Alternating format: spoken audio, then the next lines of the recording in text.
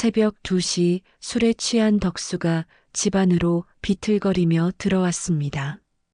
밥도 제대로 못 해놨냐? 상위의 밥상을 발로 차며 고함쳤습니다.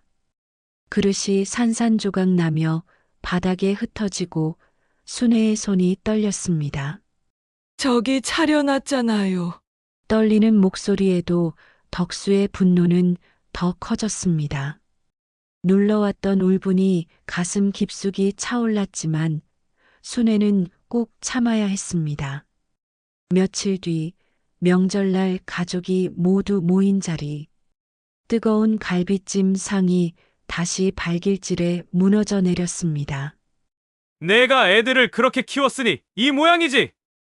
덕수의 고함이 번졌습니다. 순애는 바닥에 쓰러져 옆구리를 움켜쥐었고 아이들은 공포의 울음을 터뜨렸습니다. 한순간 웃음으로 가득했던 명절의 집안은 피눈물의 아수라장이 되었습니다. 오늘 사연 시작 전에 무료 버튼인 구독과 좋아요 한 번씩 눌러주시면 큰 힘이 됩니다. 항상 건강하시고 바라시는 모든 일 이루시길 바랍니다. 경상도의 작은 시골 마을, 새벽 5시. 아직 해가 뜨지도 않은 어둠 속에서 순애는 이미 일어나 있었습니다. 68세의 나이에도 굽은 허리를 곧게 펴고 부엌에서 된장찌개를 끓이고 있었죠. 낡은 가스레인지 위에서 보글보글 끓어오르는 찌개 냄새가 집안을 가득 채웠습니다. 찬 바람이 스며드는 창문 틈으로 새벽 공기가 들어왔지만 순애는 개의치 않았어요. 평생 이렇게 살아왔으니까요. 부엌 한편에는 어제 담근 김치통이 놓여 있었고 벽에는 오래된 달력이 바람에 살짝 흔들리고 있었습니다. 9월의 마지막 주 추석이 코앞으로 다가왔어요. 순애는 가스레인지 불을 줄이고 찬장을 열어 그릇들을 꺼냈습니다. 하나하나 정성스럽게 닦아가며 명절 준비를 시작했어요. 큰아들네 가족 4명, 딸네 가족 5명, 작은아들네 가족 3명까지 총 12명이 모일 예정이었죠. 또 술 냄새가 진동하네. 순애는 속으로 중얼거렸습니다. 옆방에서 코를 골며 자고 있는 남편 덕수의 모습이 눈에 그려졌어요. 71세의 덕수는 젊었을 때부터 술을 달고 살았습니다. 하루라도 술을 안 마시면 손이 떨리고 성질이 더욱 거칠어졌죠. 어제도 새벽 2시가 넘어서야 비틀거리며 집에 들어왔고 현관에서부터 욕설을 내뱉으며 신발을 아무렇게나 던져놨어요. 순애는 찌개 간을 맞춰보며 창밖을 내다봤습니다. 자그마한 텃밭에는 배추와 무가 파릇파릇하게 자라고 있었어요. 서리가 살짝 내려앉은 배추잎들이 아침 햇살에 반짝거렸습니다. 저 채소들로 김치를 담가서 아들, 딸들 명절에 보낼 생각을 하니 마음이 조금은 따뜻해졌어요. 그게 순애에게는 가장 큰 낙이었거든요. 서울에 사는 큰아들, 부산에 사는 딸, 그리고 대구에서 장사하는 작은아들까지 모두들 바쁘다며 평소에는 안부 전화도 뜸했지만 명절만큼은 꼬박꼬박 내려왔습니다. 여보, 아침 차렸어요. 순애가 조심스럽게 말했지만 덕수는 여전히 잠에서 깨어나지 않았습니다. 술에 취해 쓰러진 채로 코만 골고 있을 뿐이었죠. 이불 위로 드러난 덕수의 얼굴은 술로 인해 붓고 벌겋게 상기되어 있었어요. 입술은 바짝 말라 있었고 머리카락은 뒤죽박죽이었습니다. 순애는 한숨을 쉬며 혼자 밥을 먹기 시작했어요. 김치 몇 조각과 된장찌개 한 그릇이 전부였지만 혼자 먹는 밥이라 그런지 더욱 적적했습니다. 밥을 먹으며 순애는 어제 있었던 일을 떠올렸어요. 덕수가 또다시 술에 취해 집에 돌아와서는 순애에게 소리를 질렀죠. 밥도 제대로 못 해놓고 뭐 하고 있었냐며 화를 냈던 겁니다. 사실 밥은 이미 해놨었는데 덕수는 술에 취해 기억하지 못했어요. 순애가 저기 상에 차려놨잖아요 라고 말하자 덕수는 더욱 화를 냈습니다. 말대꾸하냐? 내가 나보다 잘났다고 생각하나? 그러더니 상을 발로 차버렸어요. 밥그릇과 반찬 그릇들이 바닥에 떨어져 산산조각 났고 순애는 새벽까지 그 조각들을 주워 담아야 했습니다. 그때 순애의 마음속에서는 뭔가가 꿈틀거렸어요. 분노였을까요? 아니면 절망이었을까요? 가슴 깊은 곳에서 뜨거운 무언가가 치밀어 올랐지만 평생 그래왔듯이 순애는 그 감정을 꾹 눌러 참았습니다. 아이들에게 흉이 될까봐, 이웃들이 수군거릴까봐 참았던 거죠. 그래도 남편인데 어쩌겠어라며 스스로를 달랬습니다. 한평생 참으며 살았다. 순애는 속으로 생각했습니다. 아이들 앞에서는 체면 지키자며 웃었지만 언제까지 이렇게 살아야 할까? 이런 생각이 들 때마다 순애의 가슴은 답답해졌어요. 젊었을 때는 아이들이 크면 나아질 거야라고 생각했는데 아이들이 다 커서 시집장가 간 지금도 상황은 달라지지 않았습니다. 오히려 더 심해졌죠. 덕수는 나이가 들수록 술을 더 많이 마셨고 성질도 더욱 거칠어졌어요. 순애는 밥을 다 먹고 설거지를 시작했습니다. 찬물에 손이 시렸지만 참았어요. 겨울이 오면서 관절염도 심해졌지만 이런 것들은 이제 일상이 되어버렸죠. 손목이 아파서 그릇을 놓칠 뻔했지만 다행히 바닥에 떨어뜨리지는 않았습니다. 만약 그릇이 깨졌다면 덕수가 일어나서 또 화를 냈을 테니까요. 왜 이렇게 소리를 내냐며 따지고 들었을 거예요. 설거지를 마친 순애는 고무장갑을 벗고 텃밭으로 나갔습니다. 서리가 내린 배추를 보며 김장철이 다가왔다는 걸 느꼈어요. 손으로 배추 잎을 만져보니 아직 단단했습니다. 일주일 정도 더 두면 딱 좋겠네. 순애는 혼잣말을 했어요. 무릎을 꿇고 앉아서 배추 뿌리 주변의 흙을 살짝 긁어냈습니다. 관절이 아팠지만 이런 일을 할 때만큼은 마음이 평온해졌어요. 텃밭 한편에는 고추와 마늘도 심어져 있었습니다. 순애가 정성스럽게 가꾼 채소들이었죠. 이웃 할머니들은 순애 씨 손맛이 좋다며 칭찬했지만 정작 덕수는 한 번도 고마워한 적이 없었어요. 오히려 이것도 못하면 뭘 하겠냐며 당연하다는 식으로 말했죠. 가끔은 다른 집 마누라들은 다 돈도 벌어오는데 너는 뭐 하냐며 비교하기도 했습니다. 순애는 배추에 붙은 이물질을 털어내며 생각에 잠겼습니다. 언제부터였을까요? 이렇게 매일매일이 불안한 하루가 된 건. 젊었을 때는 그래도 희망이 있었는데 이제는 그저 하루하루를 무사히 넘기는 것만이 목표가 되어버렸어요. 덕수가 술을 마시지 않는 날이면 평화롭고 술을 마시는 날이면 전전긍긍하며 눈치를 봐야 했습니다. 요즘은 술을 안 마시는 날이 거의 없었죠. 오전 10시가 되자 덕수가 겨우 일어났습니다. 물 좀 떠와. 거친 목소리로 소리쳤죠. 순애는 물컵을 들고 방으로 들어갔습니다. 덕수의 얼굴은 술로 인해 붓고 지쳐 보였어요. 눈은 충혈되어 있었고 입에서는 독한 술 냄새가 났습니다. 손은 미세하게 떨리고 있었죠. 아침은 드실래요? 순애가 물었지만 덕수는 대답 대신 머리를 쓸어 올렸습니다. 머리가 깨질 것 같다. 해장술이나 한 잔 떠와. 이른 아침부터 또 술을 찾는 덕수를 보며 순애는 마음이 무거워졌어요. 이러다가 몸이 완전히 망가지는 건 아닐까 걱정됐지만 말해봐야 소용없다는 걸 너무 잘 알고 있었습니다. 순애는 부엌으로 가서 소주 한 병을 꺼내 컵에 따랐습니다. 손이 떨렸어요. 이렇게 술을 따라주는 자신이 싫었지만 안 주면 더 큰 화를 낼 테니까요.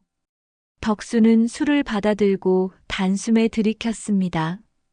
추석 준비는 제대로 하고 있지? 덕수가 물었어요. 네, 장도 보고 있고 청소도 했어요. 순애가 대답했지만 덕수는 이미 관심을 잃은 듯 다시 누워버렸습니다. 이게 순애의 하루였습니다. 새벽부터 일어나 밥을 짓고 덕수의 눈치를 보며 혼자서 모든 집안일을 해내는 하루. 평범하면서도 불편한, 익숙하지만 고통스러운 일상이 또 시작된 거였어요.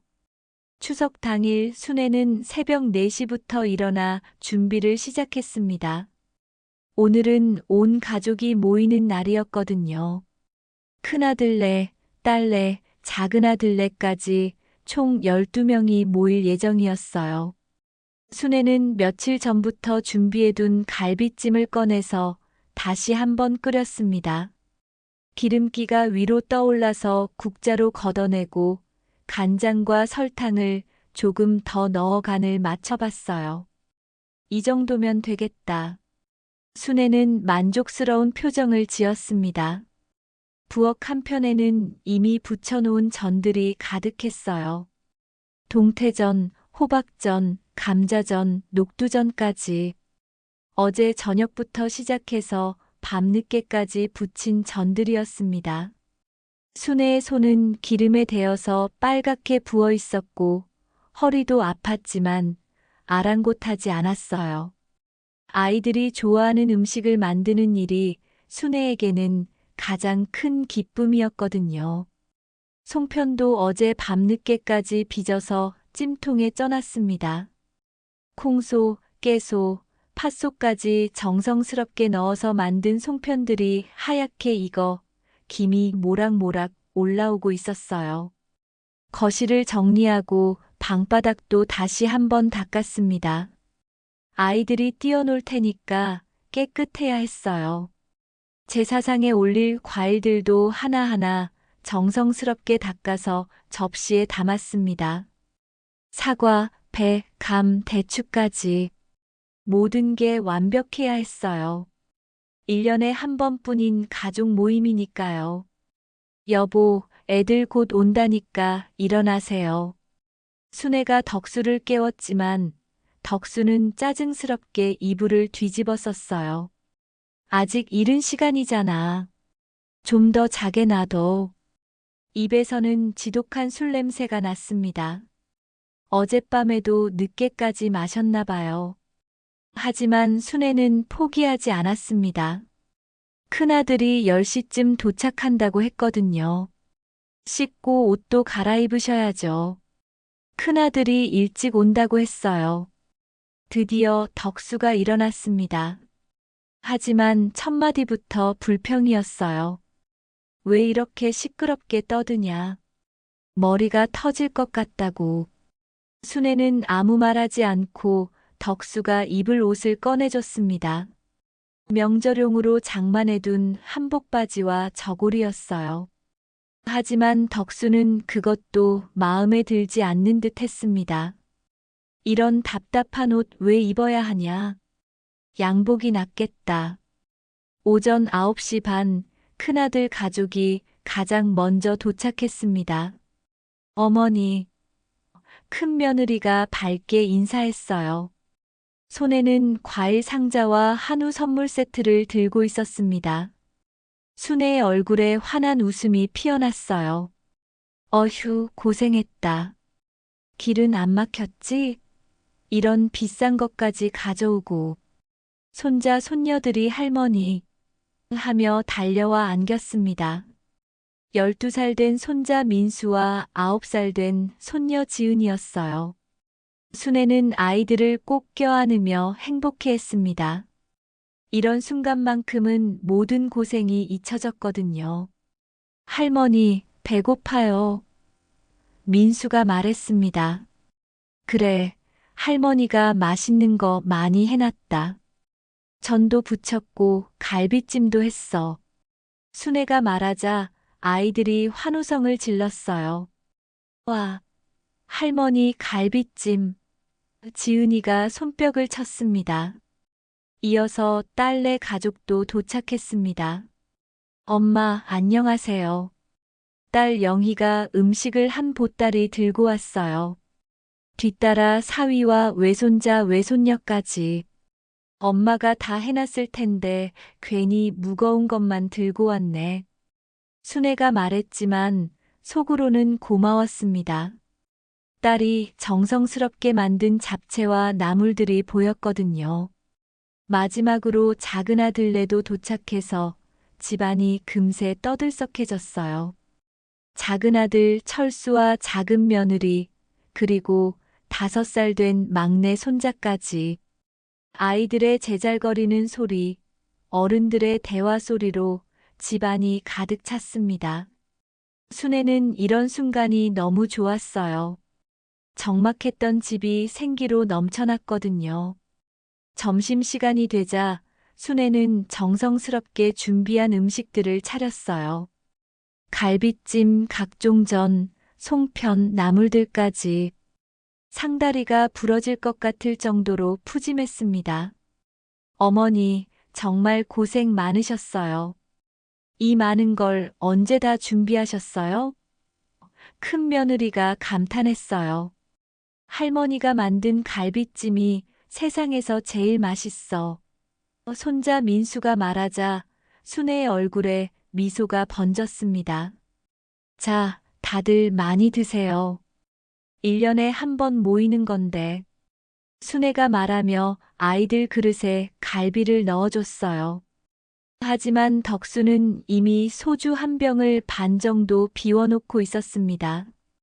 혼자서 계속 마시고 있는 거였어요. 아버지, 낮술은 좀.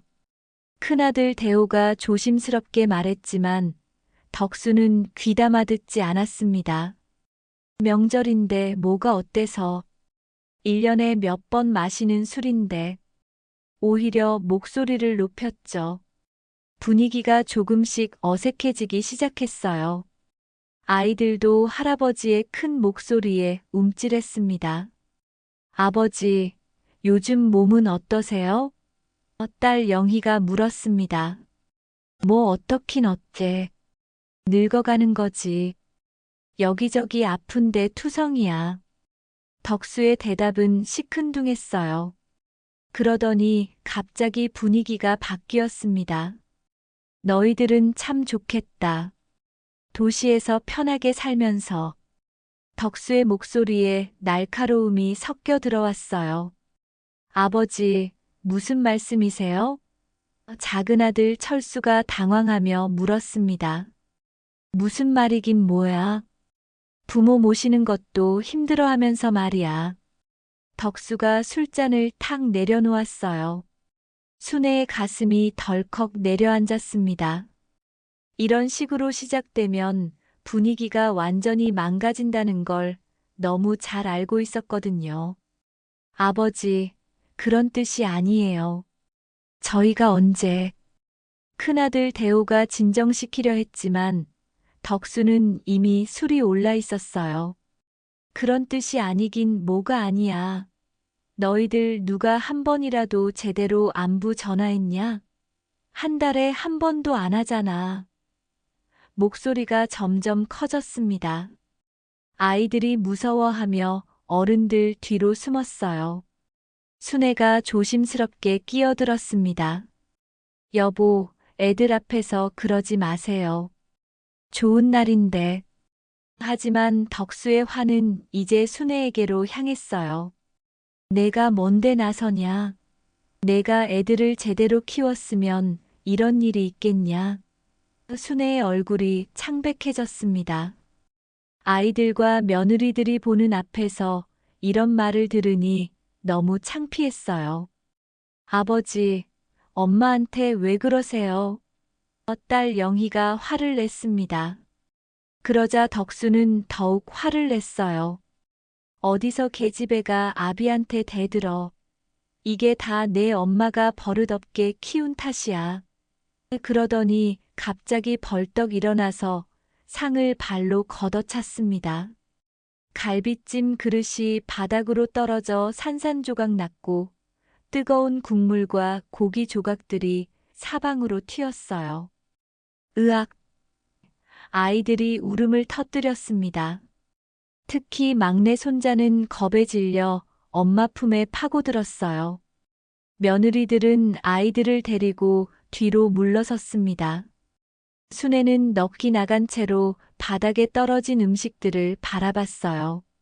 며칠 동안 정성스럽게 준비한 갈비찜이 한순간에 엉망이 되어버렸습니다.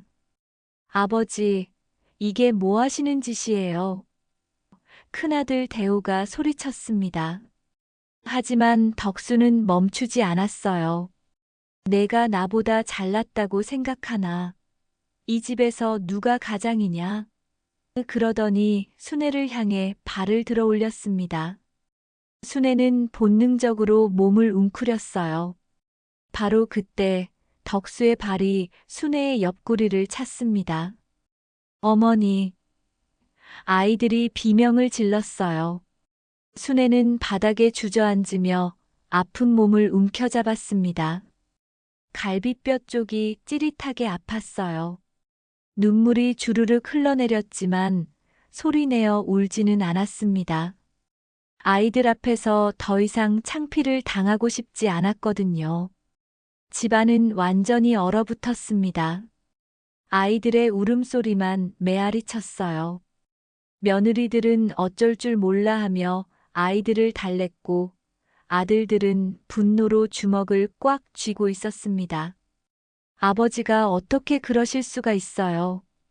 딸 영희가 눈물을 흘리며 소리쳤어요.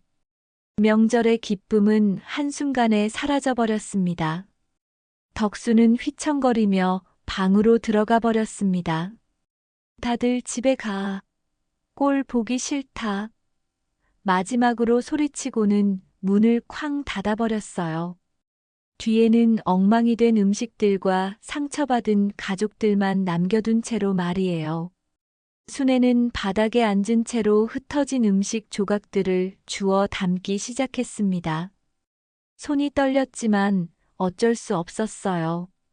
누군가는 이 일을 해야 했으니까요. 엄마.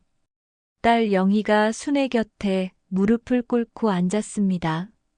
하지만 순애는 아무 말도 하지 않고 그저 묵묵히 조각들을 주워 담을 뿐이었어요.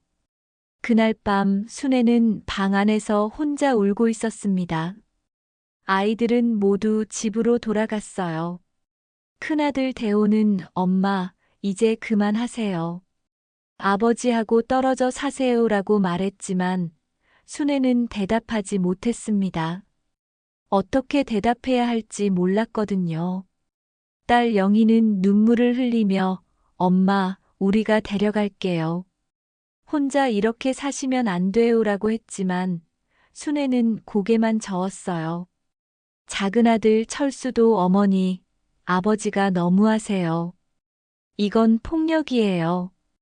경찰에 신고해야 해요라고 말했지만 순애는 여전히 말이 없었습니다. 엄마, 정말 괜찮으세요? 병원 가야 하는 거 아니에요? 큰 며느리가 걱정스럽게 물었어요. 순애의 옆구리가 많이 아파 보였거든요. 하지만 순애는 괜찮다, 괜찮다며 손사래를 쳤습니다. 아이들에게 더 이상 걱정을 끼치고 싶지 않았어요. 그냥 집에 가거라. 너무 늦었다. 가족들이 떠날 때 손자 민수가 순애에게 다가왔습니다. 할머니, 할아버지가 왜 할머니한테 그래요? 할머니가 뭘 잘못했어요? 12살 아이의 순진한 질문에 순애는 가슴이 아팠어요. 아무것도 잘못한 게 없단다, 민수야. 할아버지가 몸이 아파서 그런 거야. 하지만 민수는 고개를 갸웃했습니다. 그럼 병원에 가야 하는 거 아니에요? 가족들이 떠난 후 집은 다시 적막에 쌓였어요. 덕수는 방에서 코를 골며 자고 있었고, 순애는 부엌에서 혼자 설거지를 하고 있었습니다. 깨진 그릇 조각들을 치우고 바닥에 엎질러진 갈비찜을 닦아냈어요. 옆구리가 찌릿찌릿 아팠지만 참았습니다. 이런 일에는 이미 익숙해져 있었거든요. 손이 떨려서 그릇을 몇 번이나 놓칠 뻔했지만 다행히 더 이상 깨지지는 않았어요. 하지만 오늘은 달랐습니다. 평소와는 뭔가 다른 감정이 가슴 속에서 꿈틀거리고 있었어요. 그동안은 그저 참고 견뎌왔는데 오늘은 아이들이 보는 앞에서 당한 모욕이 너무 컸습니다. 손자, 손녀들의 무서워하는 눈빛, 며느리들의 당황한 표정, 아들, 딸들의 분노에 찬 얼굴들이 계속 떠올랐어요. 특히 막내 손자가 엄마 품에 파고들며 우는 모습이 잊혀지지 않았습니다.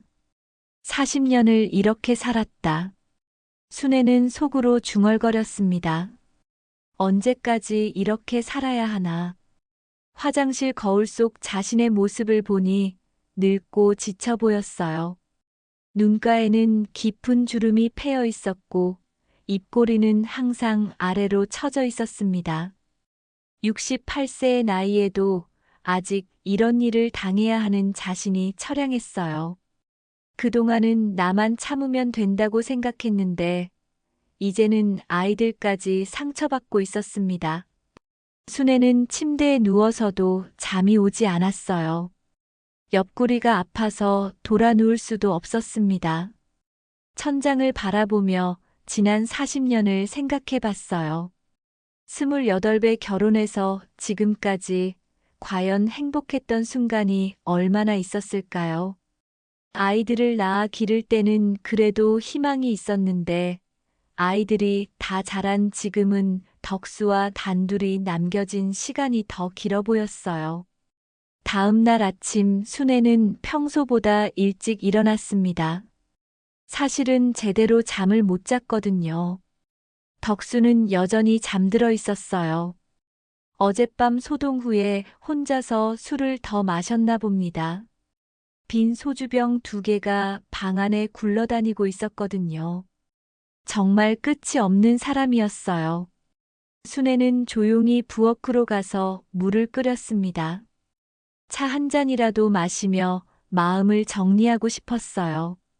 뜨거운 보리차를 마시며 순애는 생각에 잠겼습니다. 아이들의 말이 계속 머릿속을 맴돌았어요. 이제 그만하세요. 우리가 데려갈게요. 경찰에 신고해야 해요.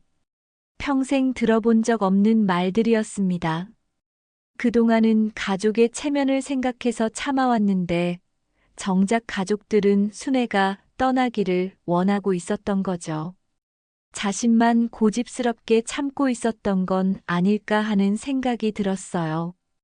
오전 10시쯤 이웃집 분순이 할머니가 찾아왔습니다.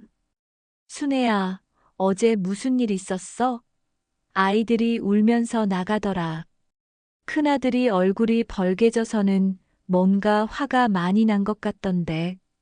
분순이 할머니는 순애의 오랜 친구였어요. 같은 마을에서 60년 넘게 살아온 사이였죠.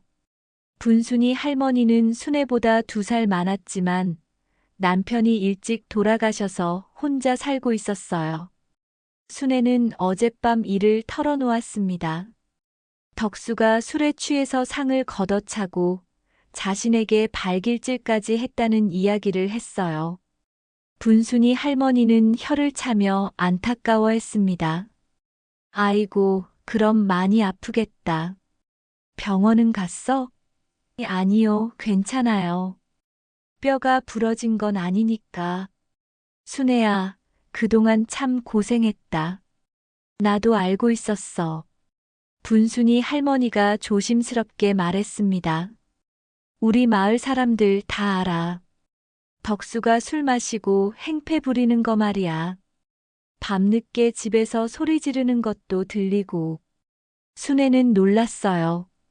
자신이 숨기고 있다고 생각했는데 사실은 모든 사람이 알고 있었던 거였습니다.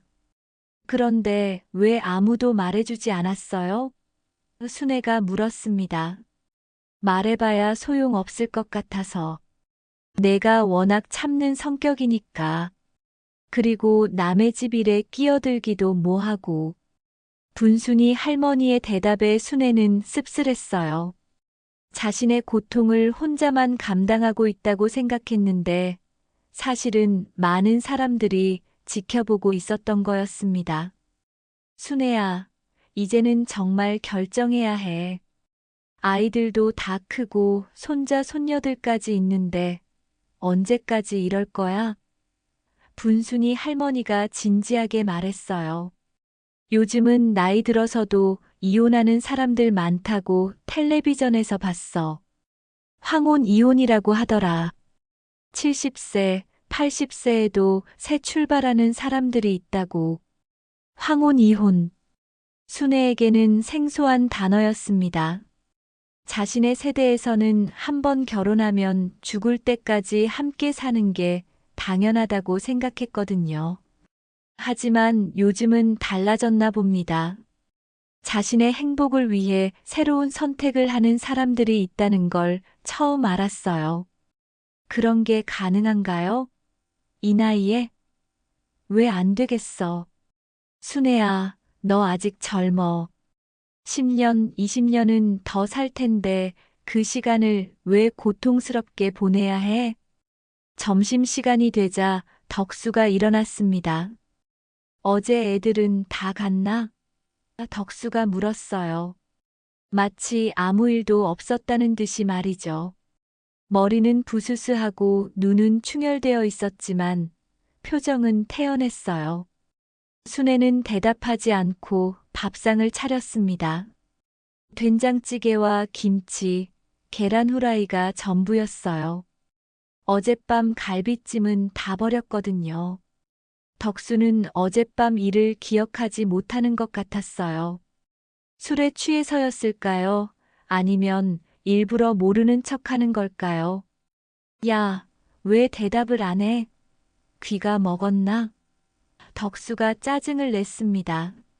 네, 다 갔어요. 순애가 짧게 대답했어요. 그럼 됐다.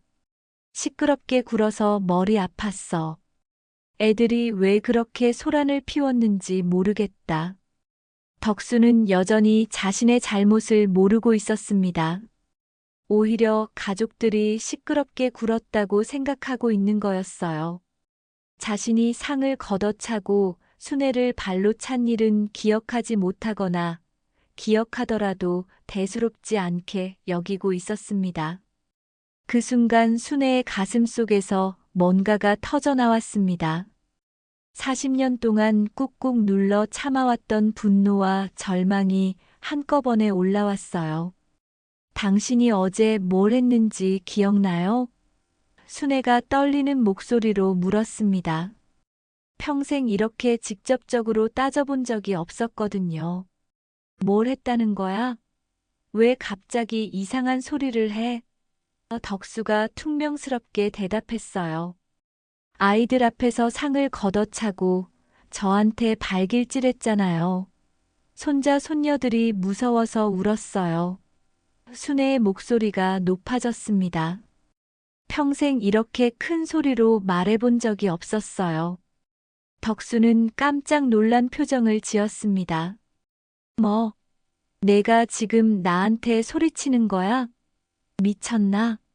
하지만 순애는 멈추지 않았어요. 네, 소리치는 거예요.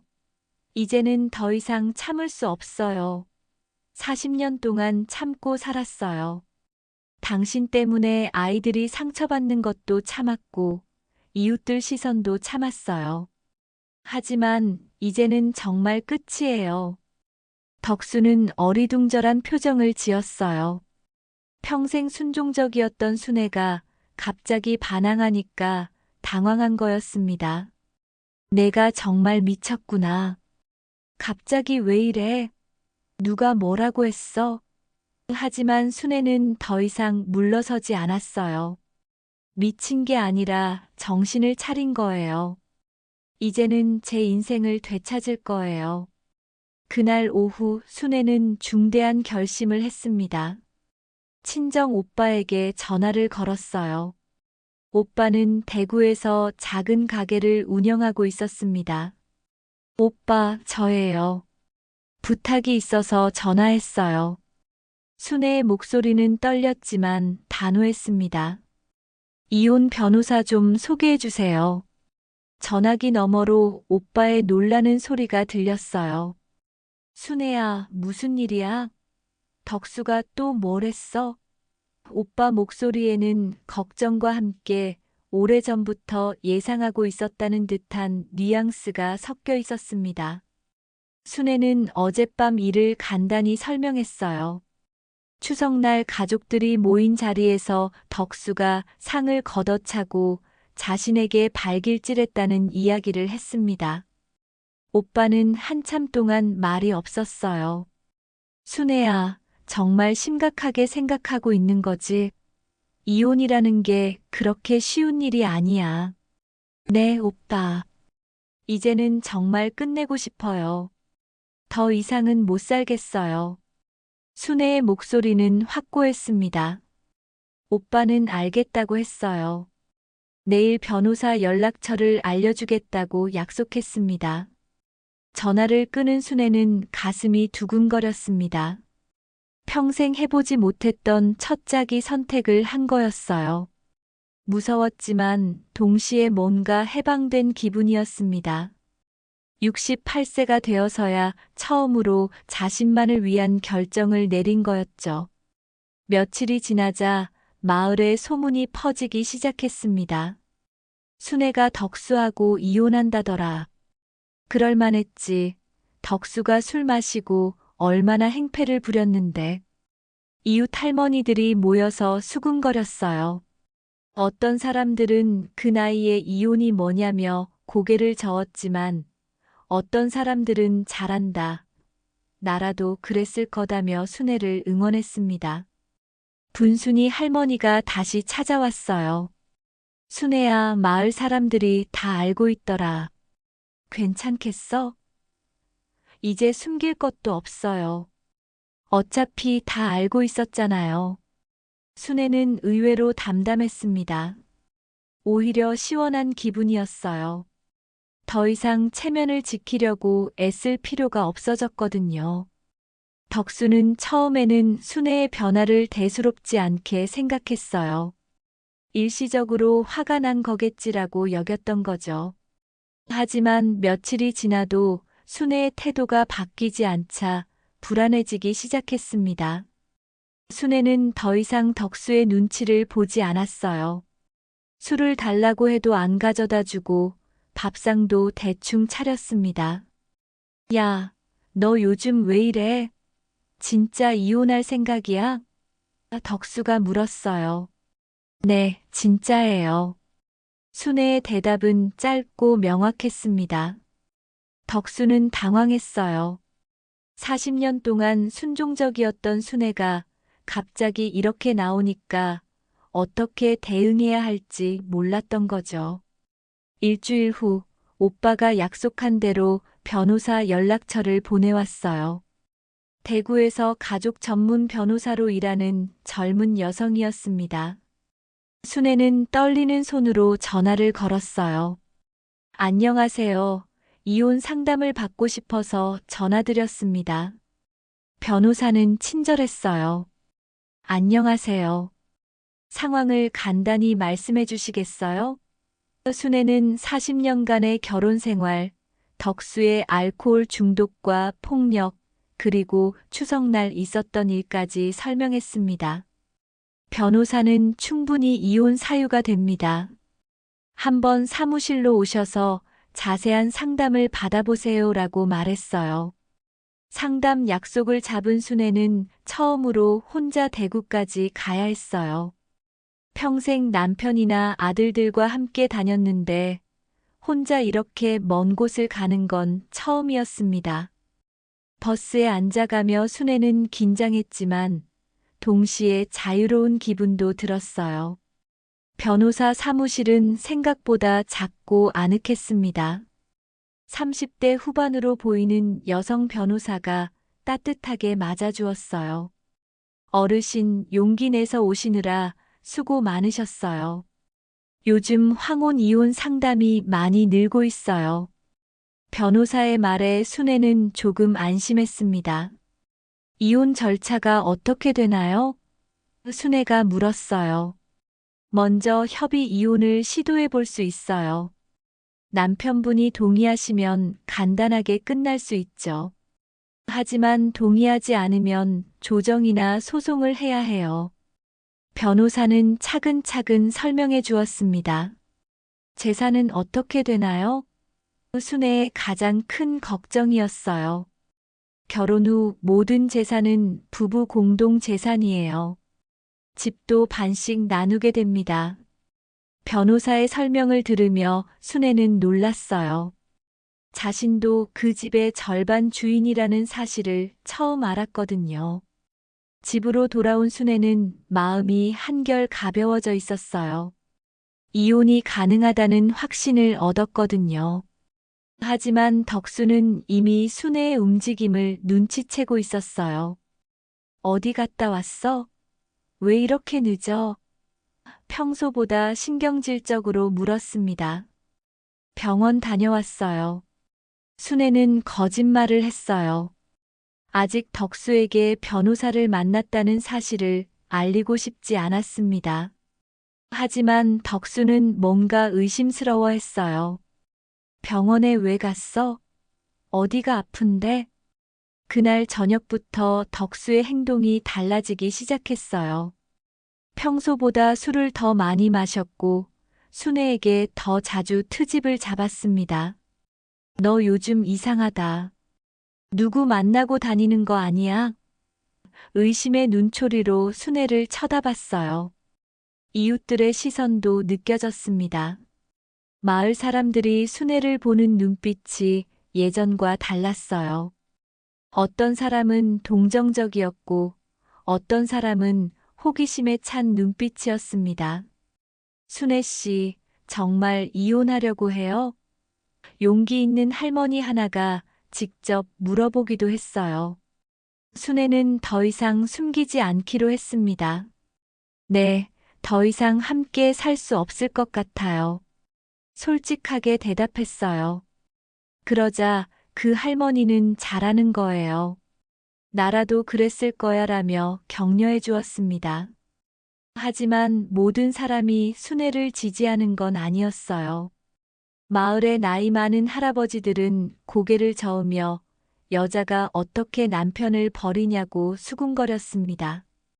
옛날에는 그런 일이 없었는데라며 혀를 찼어요. 순애는 이런 시선들에도 흔들리지 않았습니다. 40년 동안 다른 사람들의 시선 때문에 참고 살았는데 이제는 자신의 행복이 더 중요하다고 생각했거든요. 나이가 들수록 남은 시간이 소중하다는 걸 깨달았어요. 며칠 후 큰아들 대호에게서 전화가 왔습니다. 엄마, 아버지가 전화하셨어요. 엄마가 정말 이혼하려고 한다고 하던데 사실인가요? 아들의 목소리에는 걱정이 섞여 있었어요. 순애는 솔직하게 대답했습니다. 그래, 아들아. 엄마 이제 그만 살고 싶다. 엄마, 충분히 이해해요. 아버지가 너무하셨어요. 저희도 어떻게 해드려야 할지 모르겠어요. 대호의 말에 순애는 고마웠어요. 아들이 자신을 이해해준다는 사실이 큰 위로가 되었습니다. 딸 영희와 작은아들 철수에게도 연락했어요. 모두들 순애의 결정을 지지해 주었습니다. 엄마, 진작 그러셨어야죠. 저희가 도와드릴게요.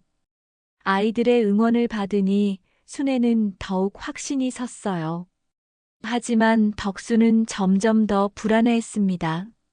술을 마시고 집에 오면 이혼은 절대 안 해줄 거야. 라고 소리쳤어요. 40년을 함께 살았는데 어떻게 나를 버리냐. 며 화를 냈습니다. 하지만 순애는 더 이상 무서워하지 않았어요. 이미 마음의 준비가 끝난 상태였거든요. 어느 날 밤 덕수가 완전히 취해서 집에 들어왔어요. 순애야, 정말 나를 떠날 거야? 술에 취한 목소리로 물었습니다. 순애는 단호하게 대답했어요. 네, 이제는 정말 끝이에요. 그 순간 덕수의 얼굴이 일그러졌습니다. 40년 동안 자신의 지배 아래 있던 순애가 자신을 떠나려 한다는 현실을 받아들일 수 없었던 거였어요. 순애가 이혼 준비를 시작한 지 한 달이 지났을 무렵 예상치 못한 일이 벌어졌습니다. 덕수의 형들이 갑자기 집에 찾아온 거였어요. 큰형 덕철과 둘째 형 덕만이었습니다. 두 사람 모두 70대 후반으로 평소에는 1년에 한두 번 정도만 얼굴을 보는 사이였죠. 순애야, 오랜만이다. 큰형 덕철이 인사했어요. 하지만 얼굴 표정이 심상치 않았습니다. 형님들, 어쩐 일로 오셨어요? 순애가 물었지만 마음 한편으로는 불안했어요. 이들이 덕수의 이혼 이야기를 들고 온 게 분명했거든요. 덕수한테 들었다. 내가 이혼하겠다고 난리라며 둘째 형 덕만이 직설적으로 말했습니다. 그게 말이 되냐? 40년을 함께 살았는데. 순애는 대답하지 않고 차를 끓였어요. 이런 상황이 올 줄 알았지만 실제로 닥치니 부담스러웠습니다. 덕수는 형들이 오자 갑자기 의기양양해졌어요. 형님들, 제 마누라가 정신이 나갔어요. 이 나이에 이혼을 하겠다니. 평소보다 목소리도 크고 당당했습니다. 형들의 지지를 받는다고 생각하니 기세가 올랐던 거죠. 순애야, 앉아봐. 우리가 할 말이 있다. 큰형이 권위적인 목소리로 말했어요. 순애는 마지못해 앉았습니다. 내가 덕수하고 이혼하겠다는 소리를 들었는데 그게 사실이냐? 네, 사실이에요. 순애는 짧게 대답했어요. 아이고, 이런 일이 다 있나? 순애야, 내 나이가 몇인데 이혼을 해? 둘째 형이 혀를 찼습니다. 68세면 거의 다 산 거 아니냐? 이제 와서 뭔 이혼이냐? 순애는 가슴이 답답해졌어요. 자신의 나이를 이유로 포기하라는 말이 상처가 되었습니다. 형님들, 저도 충분히 생각해 본 결정이에요. 순애가 조심스럽게 말했어요. 덕수가 술을 너무 많이 마시고 저한테 폭력도 휘둘러요. 더 이상 함께 살 수 없어요. 하지만 형들은 고개를 저었습니다. 그게 뭔 큰일이라고. 남자들이 술 좀 마시고 화 좀 내는 게 당연한 거 아니냐. 큰형의 말에 순애는 어이가 없었어요. 아이들 앞에서 상을 걷어차고 저한테 발길질하는 것도 당연한 거예요? 순애의 목소리가 높아졌습니다. 순애야, 목소리 낮춰. 둘째 형이 타이르듯 말했어요. 우리가 무슨 나쁜 소리 하나. 가정을 지키라는 말이잖아. 하지만 순애는 더 이상 참을 수 없었어요. 가정을 지키는 건 저 혼자 하는 거예요. 덕수는 40년 동안 뭘 했는데요? 형들은 서로 눈짓을 주고받았어요. 그러더니 갑자기 분위기가 바뀌었습니다. 순애야, 그런데 말이다. 덕수가 요즘 많이 힘들어 하더라. 큰형이 말했어요. 몸도 안 좋고 마음도 우울하고. 이럴 때 마누라까지 떠나면 어떻게 하라는 거냐. 그리고 말이다. 둘째 형이 끼어들었어요. 덕수가 혼자 살면 집도 관리 못할 텐데. 형으로서 걱정이 많이 된다. 순애는 이상했어요. 평소에는 덕수에게 관심도 없던 형들이 갑자기 왜 이렇게 걱정하는 걸까요? 그래서 말인데, 큰형이 본격적으로 말문을 열었어요. 당분간 덕수가 혼자 지내기 힘들 것 같으니까 집 문서를 우리가 맡아서 관리해주면 어떨까? 순애는 깜짝 놀랐어요. 집 문서를 왜 형님들이 맡아요? 아, 그게 아니라. 둘째 형이 급하게 말했어요. 덕수가 술 마시고 실수할 수도 있잖아. 중요한 서류는 우리가 안전하게 보관해주겠다는 뜻이야. 하지만 순애는 뭔가 이상하다는 느낌이 들었어요. 덕수는 술에 취해 있었지만 형들의 말에 고개를 끄덕였어요. 맞아, 형님들이 도와주시면 좋겠어요. 요즘 머리도 잘 안 돌아가고. 순애는 불안해졌습니다. 하지만 끼어들 틈이 없었어요. 자, 그럼 도장도 가져오자. 서류에 도장 찍는 법도 알려주고. 큰형이 말했어요. 덕수는 비틀거리며 도장을 가져왔습니다. 형님들이 잘 부탁드려요. 술에 취한 채로 아무 생각 없이 말했어요. 순애는 이 상황을 말리고 싶었지만 어쩔 수 없었어요.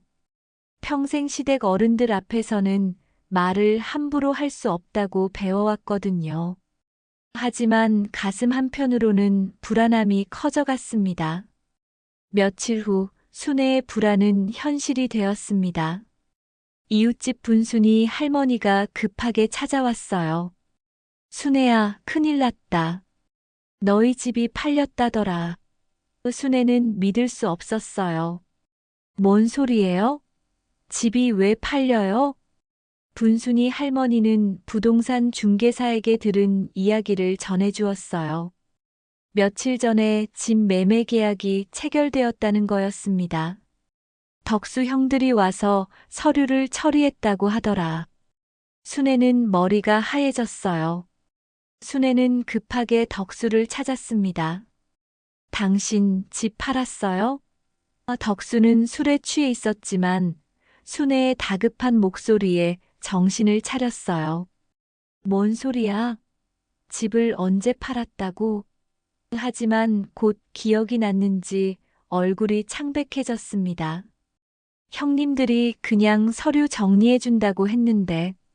덕수의 목소리가 떨렸어요.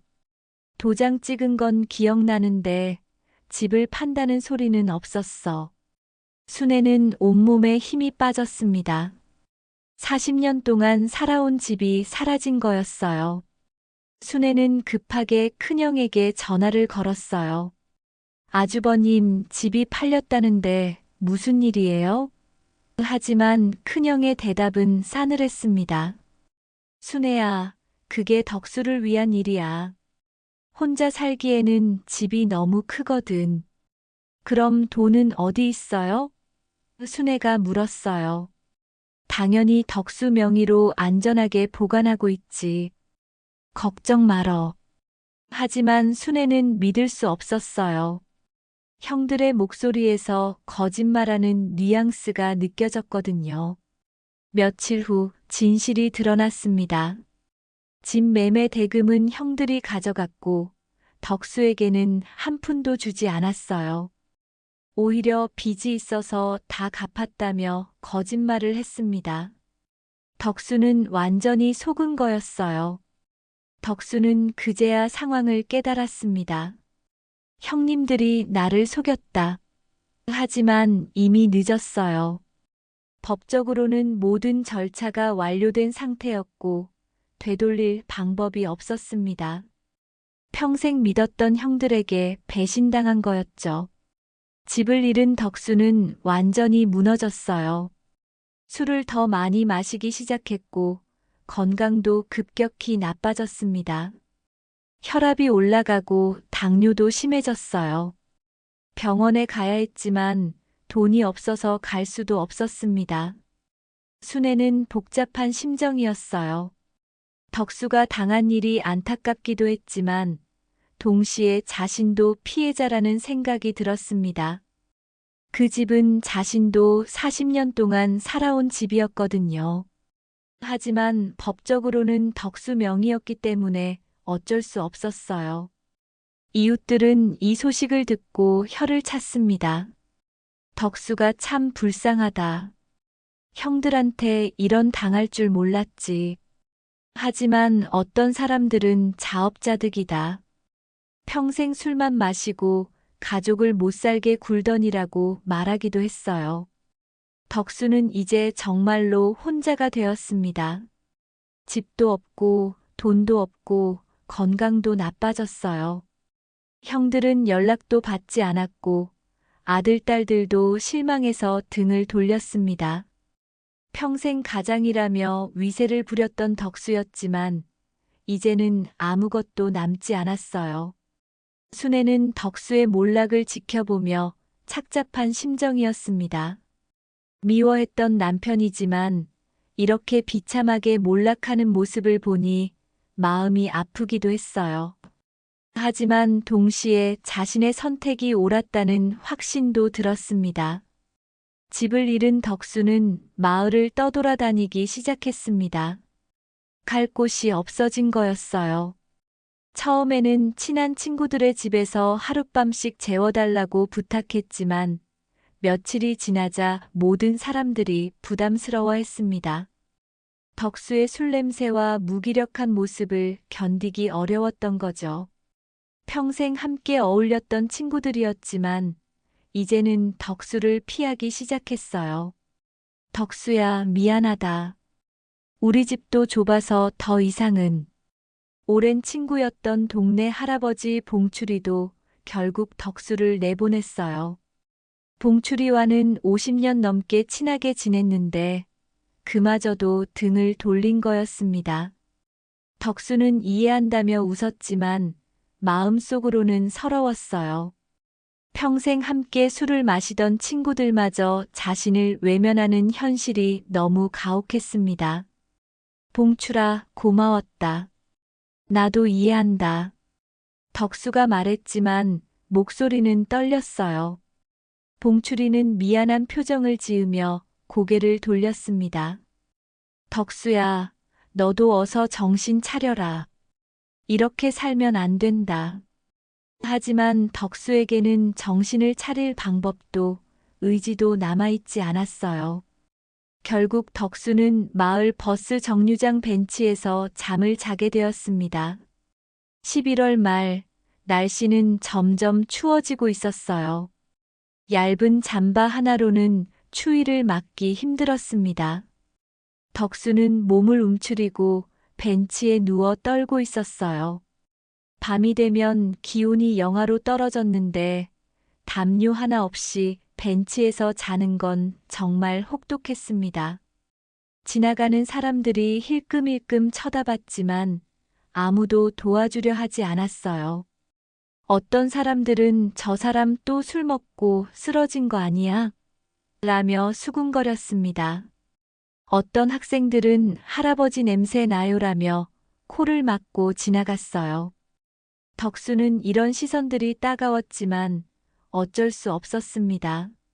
아저씨, 괜찮으세요? 동네 편의점 아르바이트생이 물어봤어요. 20살 정도 된 젊은 청년 민준이었습니다. 밤늦게 편의점 알바를 하면서 덕수를 몇 번 본 적이 있었거든요. 덕수는 고개를 들어 그를 바라봤어요. 괜찮다, 괜찮다. 잠깐 쉬는 거야. 하지만 목소리는 떨렸고 얼굴은 창백했습니다. 아저씨, 술 냄새 심하게 나요. 집에 가세요. 민준이 걱정스럽게 말했어요. 하지만 덕수는 씁쓸하게 웃었습니다. 집이 어디 있다고 집에 가냐? 집이 있으면 내가 여기서 이러고 있겠냐? 민주는 덕수의 사정을 자세히 모르고 그냥 지나쳐버렸어요. 나중에야 마을 사람들에게서 덕수의 이야기를 듣고 후회했지만 그때는 몰랐던 거죠. 밤이 되자 추위는 더욱 심해졌어요. 덕수는 온몸이 떨렸습니다. 술을 마시지 못한 지 며칠째라 금단 증상도 나타나기 시작했어요. 손이 심하게 떨리고 식은땀이 났습니다. 가끔 환상도 보였어요.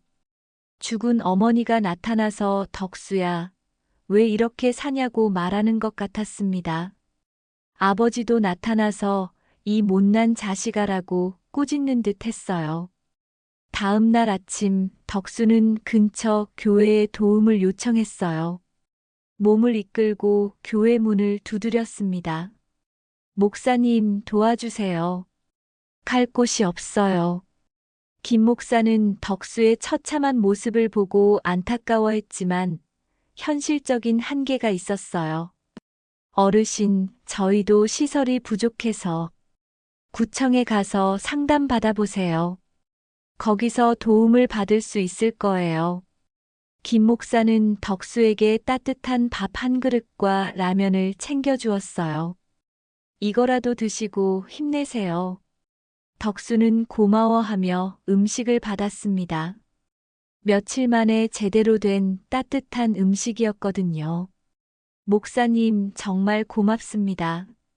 눈물이 핑 돌았어요. 하지만 구청에 갈 힘도 용기도 없었어요.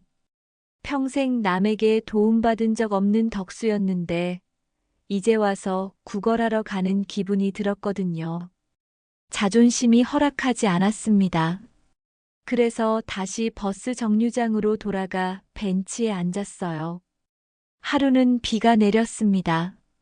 11월에 찬비였어요. 덕수는 젖은 몸으로 버스 정류장 지붕 아래서 떨고 있었습니다. 옷이 다 젖어서 더욱 추웠어요. 신발에도 물이 새어들어와 발가락이 시렸습니다. 지나가던 동네 아주머니 영숙이가 불쌍하게 여겨서 뜨거운 호빵 하나를 건네주었어요. 아저씨, 이거라도 드세요. 따뜻한 거예요. 영숙이는 마음이 착한 사람이었어요. 덕수를 평소에도 알고 있었지만 이렇게 처참한 모습은 처음 봤거든요. 덕수는 고마워하며 호빵을 받았습니다. 며칠 만에 제대로 된 음식이었어요. 고맙습니다. 정말 고맙습니다. 덕수는 눈물을 흘리며 말했어요. 작은 친절에도 이렇게 감동받는 자신이 초라했지만 어쩔 수 없었습니다. 평생 남에게 도움받는 일 없이 살았는데 이제는 호빵 하나에도 눈물이 났어요. 호빵을 한 입 베어 물자 따뜻함이 온몸으로 퍼졌습니다. 그 무렵 순애는 딸 영희 집에서 지내고 있었습니다. 이혼 절차를 진행하면서 임시로 딸네에 머물고 있었어요. 영희는 어머니를 정성스럽게 돌봐주었습니다. 엄마, 편하게 계세요. 저희가 다 도와드릴게요. 하지만 순애는 마음이 편하지 않았어요. 아무리 친딸이라고 해도 눈치가 보였거든요. 영희야, 너희도 살림이 빠듯할 텐데 미안하다. 엄마가 이렇게 폐를 끼치고. 순애가 말했어요. 엄마, 무슨 말씀이세요? 당연한 거죠.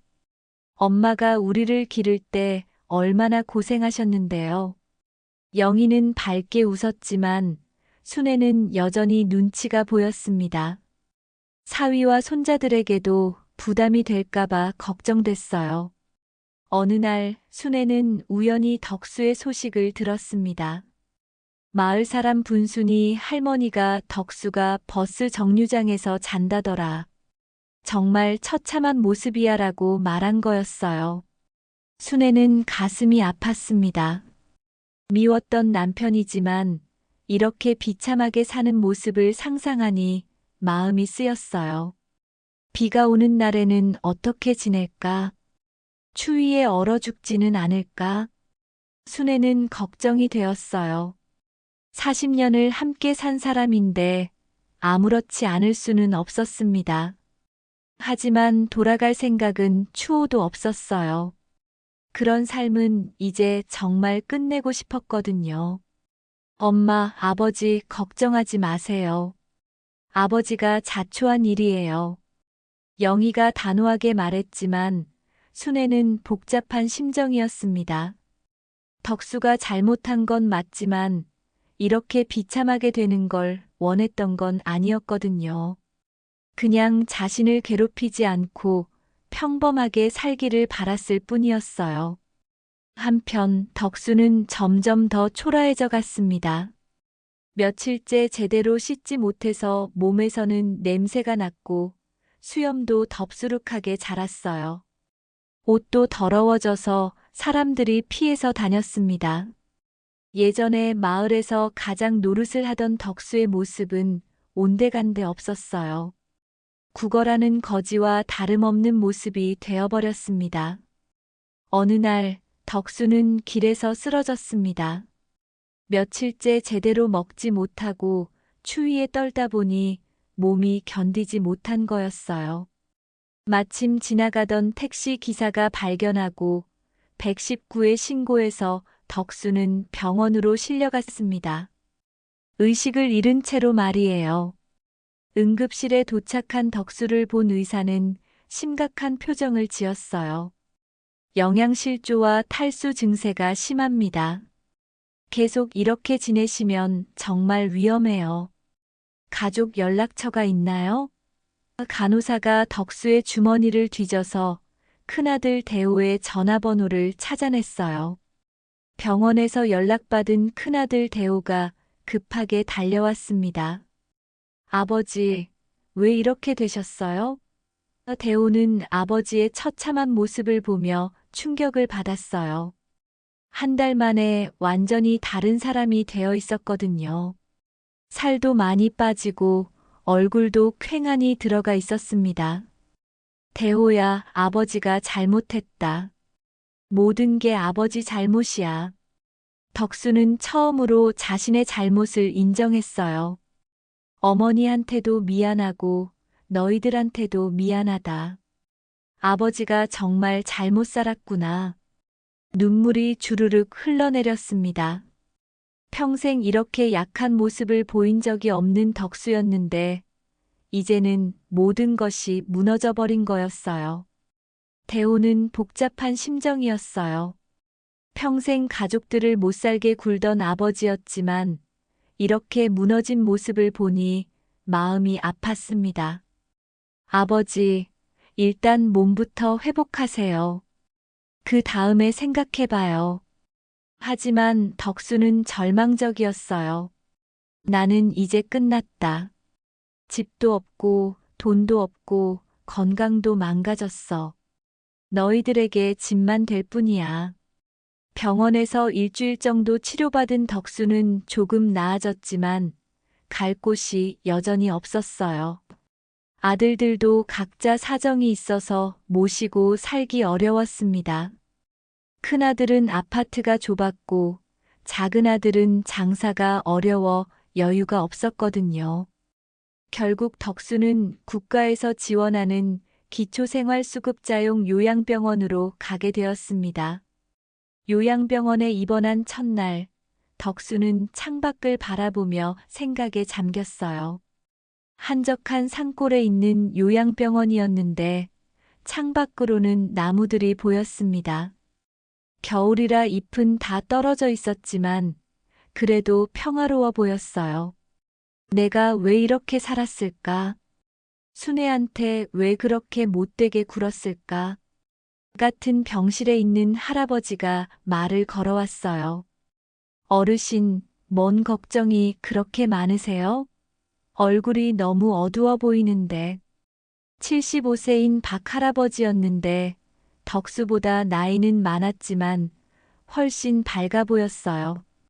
가족들한테 못되게 굴어서 모두 떠나갔어요. 특히 마누라한테 너무 미안해요. 박 할아버지는 고개를 끄덕였어요. 저도 비슷한 경험이 있어요. 젊을 때 술 많이 마시고 화도 많이 냈거든요. 하지만 나중에 정신 차리고 사과했어요. 덕수는 관심이 생겼어요. 사과하니까 용서해 주셨어요? 처음에는 안 해줬어요. 하지만 계속 진심으로 사과하니까 나중에는 용서해 주더라고요. 덕수는 희망이 생겼어요. 그럼 저도 사과하면 될까요? 하지만 박 할아버지는 신중하게 말했어요. 쉽지 않을 거예요. 진짜 마음을 바꿔야 하거든요. 그냥 말로만 하는 사과는 소용없어요. 행동으로 보여줘야 해요. 며칠 후 덕수는 큰아들 대호에게 부탁했어요. 대호야, 어머니 안부가 어떠냐? 건강하시냐? 대호는 망설였어요. 어머니가 아버지 이야기를 꺼내기 싫어한다는 걸 알고 있었거든요. 엄마는 영희 집에서 잘 지내고 계세요. 이혼 절차도 진행하고 계시고요. 그래, 그럴 줄 알았다. 덕수는 쓸쓸하게 웃었어요. 내가 너무 못되게 굴었으니까. 당연한 거지. 하지만 포기하고 싶지는 않았어요. 대호야, 어머니한테 말 전해줄 수 있냐? 아버지가 정말 잘못했다고. 죽기 전에 한 번만 만나서 사과하고 싶다고. 대호는 난처했어요. 아버지, 엄마가 만나주실지 모르겠어요. 아직 상처가 너무 깊어요. 알고 있다. 하지만 그래도 전해줘라. 제발. 덕수의 목소리에는 간절함이 담겨 있었어요. 대호는 어머니한테 전해보겠다고 약속했습니다. 한편 순애는 딸 영희 집에서 평온한 시간을 보내고 있었어요. 손자들과 함께 놀아주고 영희를 도와 집안일도 했습니다. 덕수와 함께 살 때는 느끼지 못했던 평화로움이었어요. 긴장하지 않아도 되고 눈치 보지 않아도 되는 생활이 이렇게 좋을 줄 몰랐어요. 엄마, 표정이 많이 밝아지셨어요. 영희가 말했어요. 예전에는 항상 걱정스러운 표정이셨는데 요즘은 웃는 모습이 많아졌어요. 순애는 미소를 지었어요. 그런가? 마음이 편해서 그런가 보다. 정말로 순애는 40년 만에 처음으로 자유로운 기분을 느끼고 있었어요. 하지만 평온한 시간도 잠깐이었어요. 큰아들 대호가 찾아와서 아버지의 말을 전했거든요. 엄마, 아버지가 요양병원에 계시는데 엄마를 한번 만나고 싶다고 하세요. 정말 잘못했다고 사과하고 싶다고 하시는데 순애의 표정이 굳어졌어요. 만날 일 없다. 이제 와서 무슨 사과냐. 하지만 대호는 계속 설득했어요. 엄마, 아버지가 정말 많이 변하셨어요. 예전 같지 않아요. 병원에서 혼자 울고 계시기도 하고. 순애는 고개를 저었어요. 40년 동안 당한 걸 사과 한 번으로 다 해결되나. 영희도 어머니 편을 들었어요. 오빠, 엄마가 싫다고 하시는데 왜 자꾸 그래요? 아버지가 그동안 엄마한테 어떻게 했는지 다 봤잖아요. 하지만 대호는 포기하지 않았어요. 그래도 한 번만 만나보세요. 진짜 마지막일 수도 있어요. 며칠 후 작은 아들 철수도 어머니를 설득하러 왔어요. 어머니, 아버지가 정말 많이 후회하고 계세요. 요양병원에서 술도 못 마시니까 정신이 맑아지셨나 봐요. 계속 어머니 이야기만 하세요. 하지만 순애는 여전히 거부했어요. 그러던 어느 날 밤 비가 억수같이 내렸어요. 천둥 번개까지 치는 심한 비였습니다. 순애는 잠을 이루지 못하고 창밖을 바라봤어요. 문득 덕수가 떠올랐습니다. 요양병원에서는 따뜻하게 지내고 있겠지. 예전에 버스 정류장에서 잘 때는 이런 비 오는 날 얼마나 춥고 무서웠을까. 다음 날 아침 순애는 결심했어요. 만나주겠다고 말이에요. 하지만 조건이 있었어요. 한 번만 만날 거야. 그리고 사과받고 끝이야. 다시 함께 살 생각은 없어. 대호와 철수는 기뻐했어요. 네, 엄마. 아버지한테 전해드릴게요. 며칠 후 순애는 요양병원으로 향했습니다. 영희가 같이 따라갔어요. 엄마, 마음 약해지시면 안 돼요. 아버지 말에 넘어가시면 안 돼요. 순애는 고개를 끄덕였어요. 걱정 마라. 내 마음은 이미 정해졌어. 요양병원에 도착한 순애는 복잡한 심정이었어요. 40년을 함께 산 남편을 만나러 가는 건데 마치 남처럼 느껴졌어요. 병실 문을 열고 들어가니 덕수가 침대에 누워 있었습니다. 예전보다 훨씬 말라 보였고 얼굴도 초라해 보였어요. 순애야. 덕수가 순애를 보자 눈물을 흘렸어요. 정말 와줄 줄 몰랐다.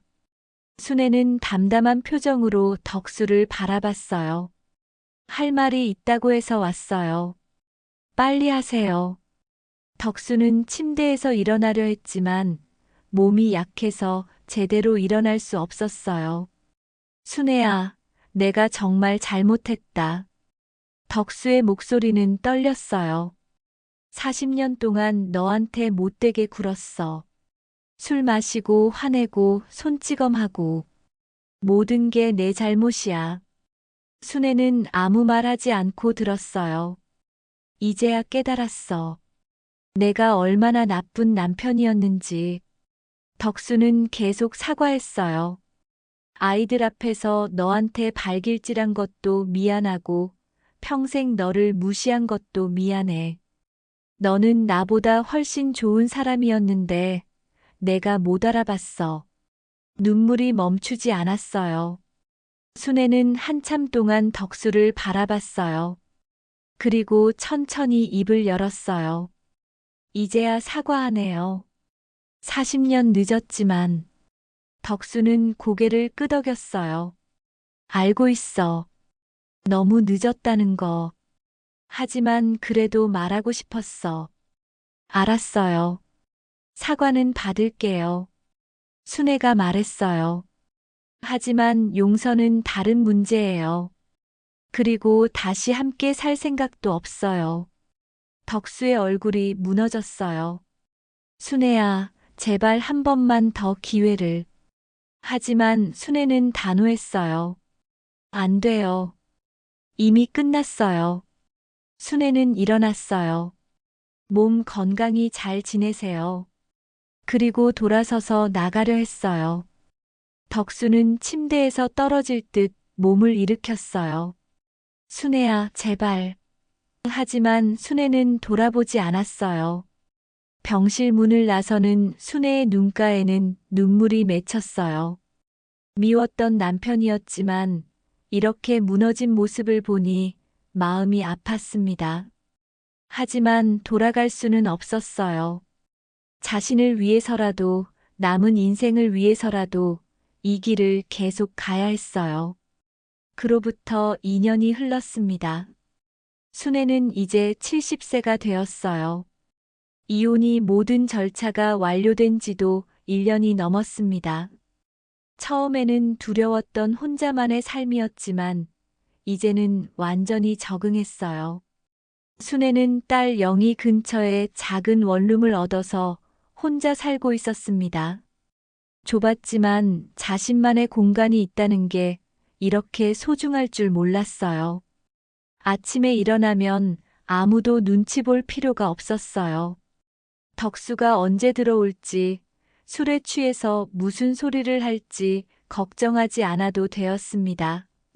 커피 한 잔을 천천히 마시며 창밖을 바라보는 여유도 생겼어요. 이런 게 평화로운 삶이구나. 순애는 매일 아침 이런 생각을 했습니다. 요즘 순애는 새로운 일을 시작했어요. 동네 경로당에서 어르신들 식사 준비를 도와드리는 봉사활동이었습니다. 평생 음식 만드는 일을 해왔으니 자신 있는 분야였거든요. 어르신들도 순애가 만든 음식을 무척 좋아했어요. 순애 씨가 만든 밥이 제일 맛있어 라고 칭찬해 주셨습니다. 순애 씨, 오늘도 고생 많으셨어요.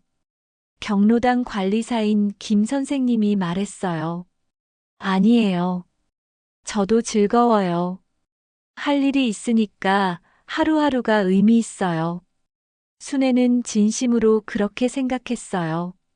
예전에는 덕수 때문에 하루하루가 불안했는데 이제는 매일이 소중했습니다. 경로당에서 만난 할머니들과도 친해졌어요.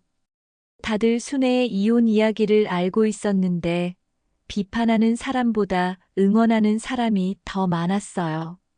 순애 씨 잘했어요. 나라도 그랬을 거야. 이 나이에 새 출발하는 거 쉽지 않은데 대단해요. 특히 같은 나이 또래인 정숙이 할머니와는 특별히 친해졌어요. 정숙이 할머니도 남편과 사별한 지 5년이 되었는데 혼자 사는 삶에 대해 많은 이야기를 나눴습니다. 순애 씨, 처음에는 외롭죠? 하지만 익숙해지면 이만한 자유가 없어요. 정말 그래요. 아무한테 간섭받지 않고 내 마음대로 살 수 있어서 좋아요. 순애가 웃으며 대답했어요. 텔레비전도 내가 보고 싶은 거 보고, 밥도 내가 먹고 싶은 것만 해 먹고, 이런 게 행복이었구나 싶어요. 어느 날 순애는 큰아들 대호에게서 전화를 받았어요. 엄마, 아버지 소식 전해드릴게요. 순애는 마음이 무거워졌어요. 덕수 이야기는 되도록 듣고 싶지 않았거든요. 무슨 일이야? 아버지가 요양병원에서 많이 좋아지셨어요. 술도 완전히 끊으셨고, 다른 할아버지들하고도 잘 지내세요. 그래, 다행이다. 순애는 짧게 대답했어요. 덕수가 좋아졌다는 소식에 안도감을 느꼈지만 다시 함께 살고 싶다는 생각은 전혀 들지 않았어요. 그런데 엄마 아버지가 계속 엄마 이야기를 하세요. 보고 싶다고 미안하다고. 대호야, 그런 이야기는 그만해라. 엄마는 이미 마음 정리 다 했어. 순애의 목소리는 단호했어요. 아버지 건강하게 잘 지내시는 것만으로도 충분해. 다른 건 바라지 않아. 대호는 더 이상 말하지 않았어요. 사실 덕수는 요양병원에서 많이 변해 있었어요. 술을 끊은 지 2년이 되니까 몸도 건강해지고 정신도 맑아졌습니다. 다른 할아버지들과 바둑도 두고 산책도 했어요. 간호사들도 덕수 할아버지가 많이 좋아지셨네요 라고 말할 정도였습니다. 하지만 덕수의 마음 한편에는 항상 순애에 대한 그리움과 미안함이 있었어요. 내가 순애한테 너무 못했구나. 평생 고생만 시켰어. 혼자 있을 때면 이런 생각에 눈물을 흘렸습니다. 하지만 이제 와서 돌이킬 수 있는 건 아무것도 없다는 걸 알고 있었어요. 어느 날 요양병원에 새로운 할머니가 입원해 왔어요. 치매 초기 증상이 있는 분이었는데 가족들이 돌볼 수 없어서 요양병원에 맡긴 거였습니다. 덕수는 그 할머니를 보며 순애를 떠올렸어요. 순애도 나이가 들면 몸이 아플 텐데 누가 돌봐줄까? 할아버지, 무슨 걱정이세요? 같은 병실의 박 할아버지가 물었어요. 아, 그냥 마누라 생각이 나서요. 아직도 할머니 생각하세요? 할머니는 잘 지내고 계시는데 왜 걱정해요? 글쎄요. 나이가 들수록 미안한 마음이 커져요. 한편 순애는 손자 손녀들과 더 많은 시간을 보내고 있었어요. 덕수와 함께 살 때는 아이들이 할아버지를 무서워해서 자주 오지 못했는데 이제는 편하게 놀러 왔습니다. 할머니가 만든 떡볶이가 세상에서 제일 맛있어요. 손녀 지은이가 말했어요. 그래, 할머니가 또 해줄게. 순애는 손자, 손녀들과 함께 있을 때가 가장 행복했어요.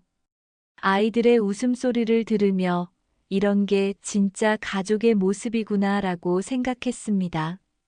긴장하지 않고 편안하게 웃을 수 있는 가족 말이에요. 크리스마스가 다가왔어요. 순애는 처음으로 혼자 크리스마스를 맞이하게 되었습니다. 영희가 엄마, 우리 집에서 함께 보내세요라고 했지만 순애는 정중히 거절했어요. 괜찮다. 엄마는 혼자 있는 게 편해. 사실은 가족들만의 시간을 방해하고 싶지 않았던 거였어요. 크리스마스 이브 저녁, 순애는 혼자 작은 케이크를 사서 촛불을 켰어요. 70년을 살았는데 이제야 진짜 내 인생을 시작하는 것 같아. 촛불을 바라보며 소원을 빌었습니다. 남은 인생 건강하고 평화롭게 살게 해주세요. 그때 문득 덕수가 떠올랐어요. 덕수는 요양병원에서 어떻게 크리스마스를 보낼까? 미워했던 남편이었지만 완전히 마음에서 지울 수는 없었어요. 40년을 함께 산 사람이니까요. 하지만 동정심과 사랑은 다른 거였습니다. 새해가 되었어요. 순애는 경로당에서 떡국을 끓여서 어르신들과 함께 나누어 먹었습니다. 순애 씨, 올해도 잘 부탁해요. 저야말로 잘 부탁드려요. 순애는 진심으로 웃었어요. 이런 소소한 일상이 소중했습니다. 어느 날 분순이 할머니가 순애를 찾아왔어요. 순애야, 덕수 소식 들었어? 무슨 소식이요? 요양병원에서 봉사활동을 한다더라. 거동 불편한 할아버지들 도와드리고 청소도 하고. 순애는 놀랐어요. 덕수가 남을 도와준다는 게 믿어지지 않았거든요. 정말이에요? 응, 간병인들이 칭찬을 많이 한다더라. 성격이 완전히 달라졌다고. 분순이 할머니의 말에 순애는 복잡한 심정이었어요. 덕수가 변했다는 게 다행스럽기도 했지만 이제 와서 변한다고 해서 과거가 지워지는 건 아니었어요. 봄이 왔어요. 순애는 작은 화분에 꽃을 심었습니다. 베란다에 놓인 화분들을 보며 흐뭇해했어요. 예쁘게 자라라. 꽃들에게 물을 주며 중얼거렸습니다. 이런 소소한 즐거움들이 순애의 새로운 일상이었어요. 어느 날 저녁, 순애는 영희네 가족과 함께 저녁을 먹고 있었어요. 할머니는 왜 할아버지랑 안 살아요? 손자 민준이 갑자기 물었습니다. 어른들은 당황했지만 순애는 차분하게 대답했어요. 할아버지와 할머니는 함께 살기 어려워서 떨어져 살기로 했단다. 왜요? 할아버지가 할머니한테 아프게 하는 일이 많았거든. 그래서 할머니가 혼자 살기로 한 거야. 민준이는 고개를 끄덕였어요. 그럼 할머니가 행복하면 돼요. 순애는 손자의 말에 웃음이 나왔어요. 정말 단순 명쾌한 답이었거든요. 맞아, 할머니가 행복하면 되는 거야. 그리고 순애는 정말로 행복했어요. 처음으로 자신만을 위한 삶을 살고 있었으니까요. 저녁 무렵 순애는 혼자 집으로 돌아가며 생각했어요. 상처는 아팠지만 용서는 내 영혼을 자유롭게 했구나. 덕수를 용서했다고 해서 다시 함께 살 수는 없었지만 미움을 놓아버리니 마음이 한결 가벼워졌어요. 순애는 더 이상 피해자가 아니라 자신의 삶을 선택하는 주인공이 되었습니다. 오늘 이야기가 여러분의 마음에 작은 울림이 되었기를 바랍니다. 공감하셨다면 구독과 좋아요로 함께 해주세요.